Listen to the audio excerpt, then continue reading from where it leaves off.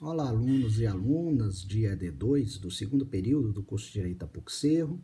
Hoje nós vamos dar continuidade ao nosso conteúdo sobre o capítulo 3º da obra Direito e Democracia entre Faticidade e Validade, analisando de que modo Habermas vai trabalhar a relação entre a autonomia pública e a autonomia privada dos cidadãos, ou ainda entre o direito público e o direito privado. Para isso, nós temos que reconstruir a noção de público e privado nos chamados paradigmas constitucionais de Estado. E antes que a gente adentre nessa questão, é importante, mesmo que rapidamente, compreendermos o significado da palavra paradigma. A expressão paradigma ela foi estabelecida, pelo menos dentro da teoria da ciência, por um autor norte-americano de nome Thomas Kuhn, na obra A Estrutura das Revoluções Científicas. Nessa obra, Kuhn pretende mostrar que a ciência ela não evolui de modo linear, mas ela se modifica por meio de saltos, de grandes transformações, que o autor denominou de revoluções. E essas revoluções visam romper exatamente com aquilo que Thomas Kuhn vai denominar de paradigma, que é, de uma forma bastante resumida, um conjunto de formas de fazer, de ver, de interpretar os pressupostos de determinada ciência.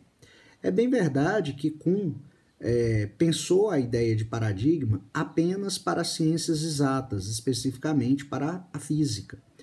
No entanto, na Alemanha, essa expressão ela passa a ser usada para falar, e para tentar mostrar como o direito se transformava ao longo do tempo. Alguns autores passam a falar de paradigmas, outros de modelos sociais de direito.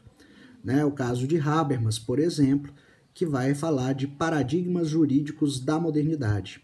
Então, esses paradigmas jurídicos seriam esses grandes modelos, essas grandes formas de interpretar e de compreender o próprio sistema jurídico e também a sociedade como um todo.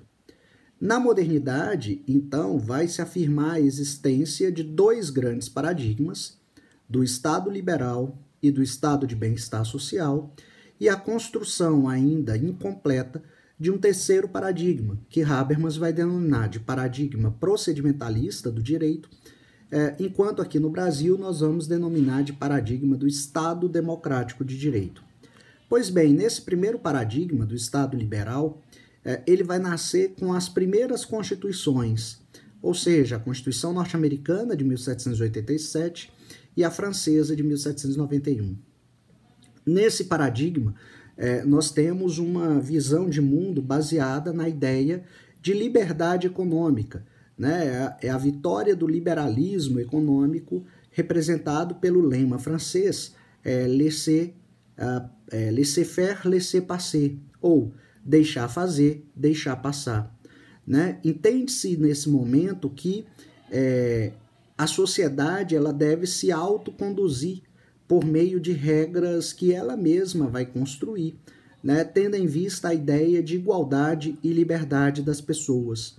Essas ideias de igualdade e liberdade elas vão ser entendidas num aspecto meramente formal, ou seja, como não intervenção do Estado no domínio das vidas privadas e econômicas das pessoas.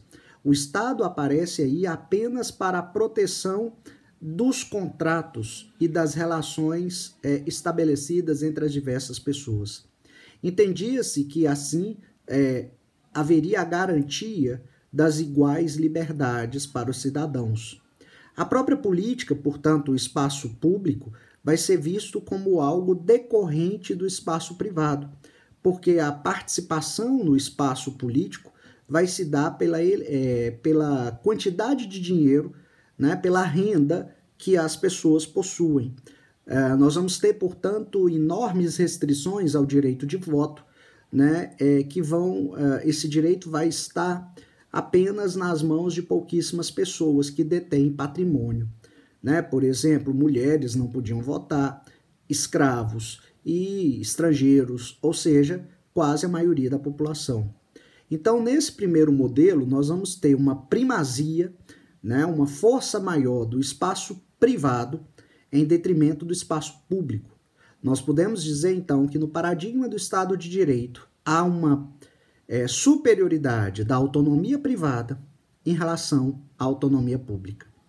Em razão de uma série de transformações, esse modelo vai entrar em crise e vai ser substituído pelo chamado paradigma do Estado de bem-estar social ou do Estado providência. Nascem aí os chamados direitos de segunda geração, direitos de natureza social, tais como saúde, educação, direito ao trabalho, etc., que vão exigir agora do Estado uma intervenção enorme no espaço privado.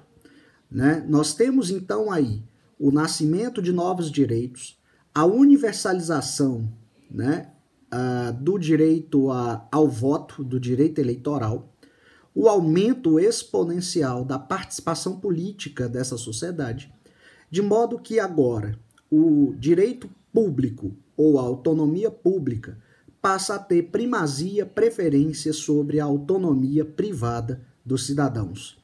Não é à toa que nesse momento nós estamos aí, a partir de 1919, com a Constituição de Weimar, nesse momento um autor como Hans Kelsen, típico representante do Estado social, dirá que não existe direito privado, todo direito é público porque é feito no parlamento. No entanto, esse paradigma que pretendia trazer a cidadania, mais uma vez, para as pessoas, não conseguiu realizar essas aspirações, né? Exatamente porque diversos movimentos, depois da Segunda Guerra Mundial, vão cobrar reconhecimento e não apenas redistribuição. Né? Vão cobrar que as pessoas sejam reconhecidas na sua diferença, na sua diversidade. Nesse sentido, vai haver uma reformulação da própria ideia do que seja público e do que seja privado. Né? Se nos dois paradigmas anteriores o público é sempre localizado no Estado, nesse novo paradigma que se constrói a partir da década de 60 e que está em permanente construção, que Habermas vai denominar de paradigma procedimentalista do direito e que no Brasil nós podemos chamar de paradigma do Estado democrático de direito, hoje, né, se consegue perceber que o público não é apenas o Estado, né, mas também a sociedade civil organizada faz parte desse público. Não há, portanto, que se falar numa prioridade, numa primazia de uma autonomia sobre a outra, mas, na verdade, tanto a autonomia pública quanto a privada, elas se pressupõem mutuamente. Elas são co-originárias, ou seja, nascem ao mesmo tempo. Elas são igualmente importantes, é dizer, elas são equiprimordiais. Né? Não se pode localizar a autonomia pública em um determinado local, como também a autonomia privada. Né? Como dizia meu orientador do mestrado e doutorado, nesse paradigma procedimental do Estado democrático de direito, a cama do casal já é um espaço público, porque ali nós já temos dois sujeitos de direitos que devem se respeitar, né? Que devem respeitar os seus direitos recíprocos. Portanto, a questão não é de um local específico, mas é de uma igual importância, de uma igual originariedade. Né? Nascem juntos a autonomia pública e a autonomia privada. Sacrificar a autonomia pública é, ao mesmo tempo, sacrificar a autonomia privada. Sacrificar a autonomia privada também vai levar ao sacrifício da autonomia pública. Na próxima aula, nós continuaremos a trabalhar o capítulo 3º da obra Faticidade e Validade de Habermas, agora tentando ver a relação entre forma e conteúdo, né, num modelo, num paradigma democrático que Habermas vai chamar de paradigma procedimental do direito. É isso, pessoal. Nos vemos então na próxima aula. Até lá.